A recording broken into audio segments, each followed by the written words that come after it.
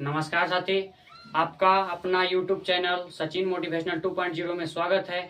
आज मैं एक नए कंटेंट के साथ यहाँ पर आया हूँ, जिसमें मैं पिछले वीडियो में बता चुका हूँ अभाज्य गुणनखंड विधि द्वारा लासा ज्ञात करना। आज मैं यहाँ पे इस वीडियो में अभाज्य गुणनखंड विधि द्वारा मासा ज्ञात करना सिखाऊंगा। तो चलिए आइए देखते हैं बोर्ड पे। क्वेश्चन बोल रहा है अभाज्य गुणनखंड विधि द्वारा मासा ज्ञात करें, यानी इस बार मासा ज्ञात करने के लिए बोल रहा है। मासा ज्ञात करने बोल रहा है। ओके, मासा का मतलब होता है HCF। दो तरह से HCF ज्ञात होता है, ज्ञात होता है। पहला भाग विधि के द्वारा पहला HCF ज्ञात होता है, और दूसरा अभाज्य गुणनखंड विधि के द्वारा अभाज्य गुणनखंड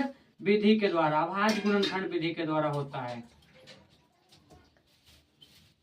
तो आज मैं सीखेंगे अभाज्य गुणनखंड विधि द्वारा मासा ज्ञात करना, क्योंकि भाग विधि द्वारा मासा ज्ञात करना तो हर एक स्टूडेंट को आता है। ये आसान तरीका भाग विधि से ज्ञात हो जाता है, लेकिन अभाज्य गुणनखंड विधि द्वारा ज्ञात करने में थोड़ा सा बच्चों को प्रॉब्लम होता है।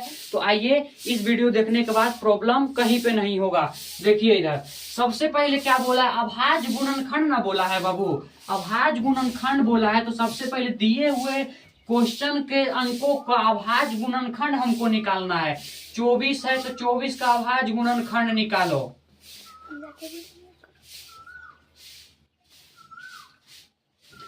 24 का अभाज्य गुणनखंड निकला। उसके बाद दूसरा में 56 है, 56 का अभाज्य गुणनखंड निकालो।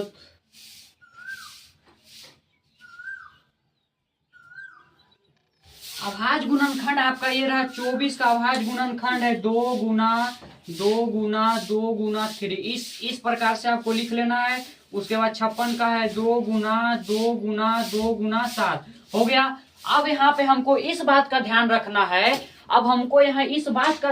है, बाबू कि लासा में क्या करते थे हम लोग, जो जिसका जोड़ा मिलता था उसको भी लिखते थे, और जिसका जोड़ा नहीं मिलता था उसको भी गुना करते थे। लेकिन मासा में इस बात का हमको ध्यान रखना है, जिसका जोड़ा मिलेगा उसी को लिखना है, जिसका जोड़ा नहीं मिलेगा उसको नहीं लिखना है। 1 2 का जोड़ा मिला तो 1 2 निकाले हम, उसके बाद 2 दूसरा मिला तो 2 निकाले, उसके बाद तीसरा मिला तो तीसरा निकाले। उसके बाद ना 3 का मिल रहा है और ना 7 का मिल रहा है। तो अब यहाँ पे देखिए HCF ना निकाल रहे हैं। तो HCF बराबर जिसका जोड़ा मिला है उसका जोड़ा निकाले। 1 2 मिला तो 1 2 निकाले, 2 2 मिला तो 2 2 निकाले, 3 2 मिला तो 3 2 निकाले। एक 3 का नहीं मिल रहा है और एक 7 का नहीं मिल रहा है। जो जिसका नहीं मिलेगा उसका वैसे ही उसी तरीका से रहने देना है, और जिसका मिलेगा जोड़ा उसको आपस में निकाल करके बाहर आपस में गुना कर देना है। निकालें 2 दूनी 4, 4 दूनी 8, यानी इसका HCF बराबर कितना आया। HCF बराबर 24 और 56 का HCF कितना आया तो 8। अब आगे नेक्स्ट क्वेश्चन में देखिए 45 है, 60 है, 90 है। तो सबसे पहले अभाज्य गुणनखंड विधि द्वारा अभाज्य गुणनखंड निकालेंगे। 45 3 से लगेगा, 2 से नहीं लग रहा है, 3 से लगेगा।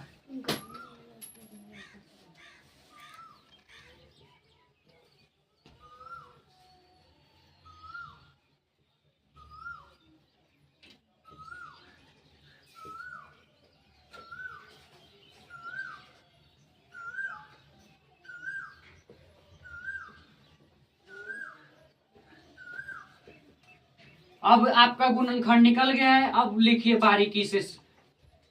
45 का गुणनखंड है 3 गुना 5। उसके बाद 60 है तो 60 का गुणनखंड है 2 गुना 3 गुना 5।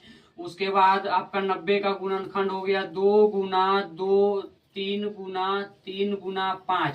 अब यहाँ पे देखिए 3 अंकों का मासा ज्ञात कर रहे हैं, तो तीनों में ही बराबर अंक ढूंढेंगे, उसके बाद निकालेंगे। 2 इसमें है, 2 इसमें है, लेकिन 2 इसमें नहीं है, तो 2 नहीं निकलेगा, 2 नहीं निकलेगा। अब आगे देखिए 3 इसमें है, 1 3, 3 इसमें है, 1 3, और 3 इसमें भी है, तो 3 यानी तीनों में है, तो 3 निकला, मल्टीप्लाई गुना का चिन्ह। उसके बाद देखिए 1 3 बच गया, 1 3 है इसमें, 2 3 मिल गया, लेकिन इसमें 3 नहीं मिला है।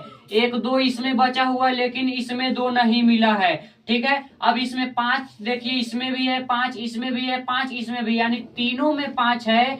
बाकी जो बचा 3 का नहीं मिल रहा है और 2 का नहीं मिल रहा है, तो उसको इसी तरह से रहने देना। जिसका मिलेगा उसी को आपस में गुना करना है, जिसका नहीं मिलेगा मासा में उसी तरह से उसको रहने देना है। 3 गुना 5 15 आपका ये मासा रहा। आशा है आप लोगों को मासा समझ में आ गया होगा। चलिए धन्यवाद, मिलते हैं एक नए कंटेंट के साथ नेक्स्ट वीडियो में।